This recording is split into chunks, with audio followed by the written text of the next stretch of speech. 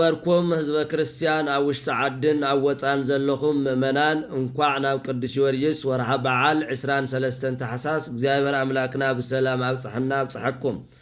سلازي عسران سلستن تحساس نهي قدس يوريس ورها بعالن كمون زمن سمايتات تواهيد صواع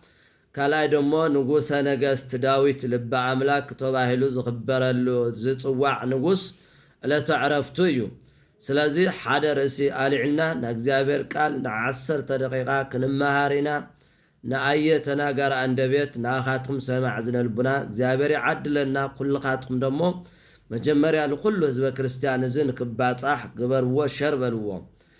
وأنا أمت هبيك بسمو لأجزابير صباوات قدامي سامويل معرف عصر شو عطا قطري 40 شدوشتن نرخوا هاي قال آلعنا ننقاقرنا أنا ناباقا ناقزابير سم تصويعه كمات إياه يبلنا إزي من يتناقارين تلنا لبقى أملاك داويت ويدما هروي داويت انقده داويت زقال زلماني زنقاقر اللو مسماني زنقاقر زلو انتلنا مستمكحتنيا غولياد استباله إلوفلاوي ويدما جيتاوي نايجت زخانه شدشتا خرناعن سدرن زلو قماتو كلتا خرناعن سدر زلو غون صفحاتو دراتو زئيو غولياد مالت داويت جن مكاكلنيا فطرت بطعم قنجو قيح زنابرا ود اسيايو غدا بو اسيايو اددمو هولي يبهالو سلازي እግዚአብሔር መሪጽዎ ወአልአልኩ ሁሪየ እምህዝብየ ወቀባይኩ ወቀባ ቅዱስ ወረከብኩ ወለዳዊት ገብርየ መዝሙረኛው ዳዊት 88 ካብ ህዝበይ ሓደ ሁሩይ መረጽኩ ቅባ ቅዱስ ደሞ ቀይብየዮ ከምኡውን ንዳዊት ገብረይ ረኸብክዎ ኣብዚ አባ ጆርጂስ ዘጋስጫ ተዘከር እግዚኦ يبل ما ترقو لداويت زلاليك ودسكو انزات بل ركبكو ولداويت قبرية بإسيا ممنزة كمالبية لعيه زمسل داويت رقيبا يويلكا ترقون ذكر سلازي داويت لبا أملاك مخانو يزنقرنا إنا داويت تماريسو قوا قدس تقوي بسامويل حصر بناينا النقاقر زلنا ነገር ግን አመጨረሻ ኢሎፍላውያን አብልዕ ለእስራኤላውያን ጦርነት ወይድማ ከዘምቱ አብዝ ሐሰውል ጊዜ ጎልያድ ብርሑቅ ኮይኑ ንዑ ምሳአየ ሓደ መሪጽኩም ለአኹሞ እስኻትኩም ተሸኒፍኩም ንሕና ንግዛእ ንሕና ተሸኒፍናውን ንሕና ተተሸኒፍናውን ንግዛእ ኢሉ ነገሮ ነገር ግን ዳዊት መጸሞ ካብቶም አሕዋቱ በቃ ለሕዋቱ ክርኢ መጸሞ አነ ክኸይድ የበለ حريقن باتري سلست أمان ويدم حموشتا أمان كاب فلق حزا نوس أنا مأهاوية وريزا ببيت آوية وري أواقع آوية ونسايكو سلست أيوان وصفكو واستفصمو أميها وركا وما تركو رؤسول ولياد يبل نقرقن باتري من حزق قدا كلو ولياد تايلو أتا ببتري بقلبي بأمني دي خات متصلقا كلب دو غير خاني لقلدو وكلب باي حشكا وقاو إلوو دحر إغن أوز ساعات زي أنا كو بناك زيابير سمتصوعي يلا وقال متص كما خاكو يخوان ختم كحتنيا بناي طور مكالا خالد زمكاح بمساريا زمكاح كو يخوان وأنا متص هابي وأنا متص هابيكا بسمو لأجزابير تصاوت أنا بتنا أجزابير سم يلا خازمت زلخو دكنا إسرائيل كلهم كله تعين بخناتي بسيفي كم زي دحن سب يفلطوا يوم ولا سلاز كم تعزبلا لمحصار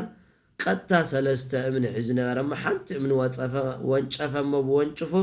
أو جنبار كيدا وهي قصو قمش أبولا فتشل أبولا ودياونو ጎልያድ ሞተ ወዲያውኑ ዳዊት ደግሞ ጎዩ ናይቲ ጎልያድ ሰይፍ ሒዙ ክሳዱ መተረ ቆረጾ ይብል ስለዚህ ብና እግዚአብሔር ስም ፀዊዕ ልጓዓዝ ሰብ ይድሕን ማለት እዩ ስለዚህ ኩላትና ካብዝን መሃረታ እዩ መሳርያና ናእግዚአብሔር ስም ምጽዋዕ እዩ ወኩሉ ዘጸዋዕ እስመ እግዚአብሔር ይድህን ኩሉ ናእግዚአብሔር ስም ዝጸውዕ ይድሕን ስለዚህ ጎልያድ ብኩናት ወይ ብእምኒ ኮነ ዝድሓነ ናእግዚአብሔር ስም ስለዝጸውዕ እዩ መጀመርያ ክቐባእ ከሎ 7 ሃፍትታት ተዋሂቦም ነይሮም ስለዚህ ንሕና ብሰይፊ ብካራ ብብረት ብሽጉጥ ብማንም ከድላይ ኾና ክንምካሕ ንኽእል ብእግዚአብሔር ስም ብናእግዚአብሔር ስም ማለት እዩ እዚ ተዘጌርና መወቲእና ዓለምና ከራ ለሓዘ እዩ ዝመውት ዘሎ መሳርያ ለሓዘ እዩ ዝመውት ዘሎ ስለዚ ኣነ ብስም እግዚአብሔር ላባኻ ክመጽእ እየ እዚ ደሞ ቅዱስ ጊዮርጊስ እውን بسم ኢየሱስ ክርስቶስ ንንድድያኖስ ኣነ እኮ ብስም ኢየሱስ ክርስቶስ የላባኹም ዝመጽእ ዘለኹ ኣነ ናይ ክርስቶስ ወታደር እየ እናበለ ንድድያኖስ ንሰብዓ ነገስት ንኹሎም ኣሸኒፍዎም ማለት እዩ ስለዚ ክነሸንፍ ተኾይና ብስም እግዚአብሔር ክንመጽእ ይግባእ ወኣነ መጽእ ኣብየከ በስሙ ለእግዚአብሔር ጸባቦት ብና እግዚአብሔር ስም ጸባቦት ላባኻ ክመጽእ እየ ይብል ስለዚ ዳዊት ኣሸነፈ ነገሰ ምስ ነገሰ እውን ብዙሕ ፈተናታት ብሳኦል ገጢምዎ ሳኦል ንክቐትሎ ይእልሽ ነበረ ነገር ግን ዓቕሚ ክረክብ ከሎ ዳዊት ክቐትሎ ይኽእልን ብእግዚአብሔር ዝተቐበ ይቅተልን ላበለ ጫፍ ክዳን እስካብ ቆሪጹ ልወስድ በምንም ተኣምር ሰብ ክቐትለ ይኽኣለ ዳዊት ማለት እዩ ነገር ግን ፈተና ግን ከብድ ዳዊት ሓጢያት ፈጺሙ እዩ ሰለስተ ሓጢያታት ፈጺሙ ሰለስተ ሓጢያት ክንከለና ይትፍቱ ይትቅትል ይትዘሙ ዝብላ ቃላት ሰለስቲአን ፈጺምወን እዩ ኣብ ካልኣይ ቀዳማይ ሳሙኤል ምዕራፍ 12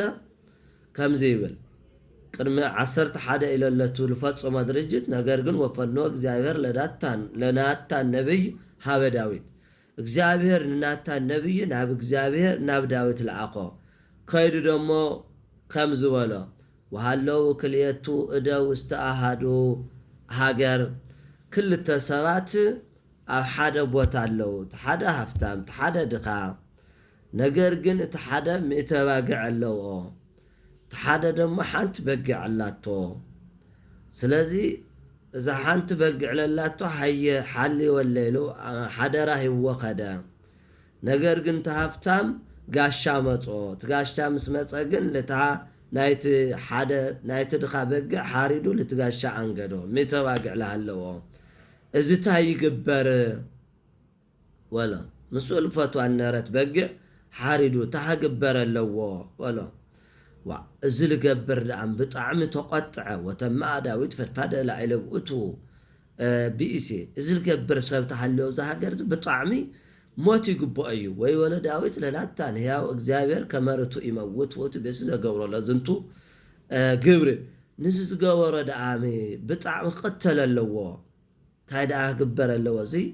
ናይ ባዕሉ ባግዕ ምእት ለሃለዎ ሓደ ራህ ወተ ሓንቲ በግዕ ተሓሪድዋ እዚ قتل اللو እንደገና ክንድ ሓደ ደሞ 4 ወይ 5 ክምልስ ኣለዎ ኢሉ ተናገረ እዚ ደሞ ኦ ንጉስ ፈታይከ በርእስከ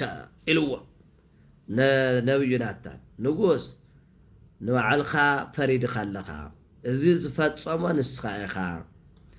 እንግዲህ ሓደ ድኻል ተባሃለ ኦርዮ እዩ ታበግዕ ተባሃለ ሰበይቱ እያ ጋሻል ተባሃለ ፈቃደ ስጋ እዩ እዚ ነገር እዚ ፈቃደ ስጋ ኣብ ዝተሰአካ ግዜ ኒ በርሳብየ ተመኒኻ ምስኣ ደቂስካ ኢኻ ንኦርዮ ደሞ ቅትልካዮ ኢኻ ስለዚ ታይ ይግብአካ በቃ ትክክለኛ ኣነ እየ ኢሉ ዳዊት ሓጢያቱ ኣሚኑ ዝገበርካዮ ንስኻ ኢኻ ክብል ከሎ እግዚአብሔር ከምዙ ይለካ ዝቀባኽካ ክትነግስኮ እዚ ክትገብር ኣይኮነን ካብ ሳኦል እድዘድሕንካ እዚ ክትገብር ኣይኮነን ንእስራኤል ክትመርሕ ዝሃብካ እዚ ክትገብር ኣይኮነን ነገር ግን ንኦርዮ ወቀተልኮ ለኦርዮ ወነሳይ ኮነ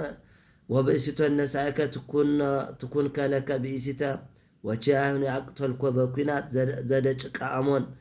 للسوون أقتل خايو إخا سلازي نسخة إخاز جبر خايو نزبو لما دحرق جن نبي داويت جن تايلو ويبل داويت لناتان أبسكو لأግዚአብሔር أنا ما حق بدل إيه وأنا إيه إلو حاتياتو سلال آمنة እንግዲህ ነገራት ምረጽ ይልዎ ብዙሕ እንትን ኣለዎ ነገር ግን በሐፂሩ ዳዊት አሚኑ መጨረሻ ንሳ ከምዛቶ ይነግረና ማለት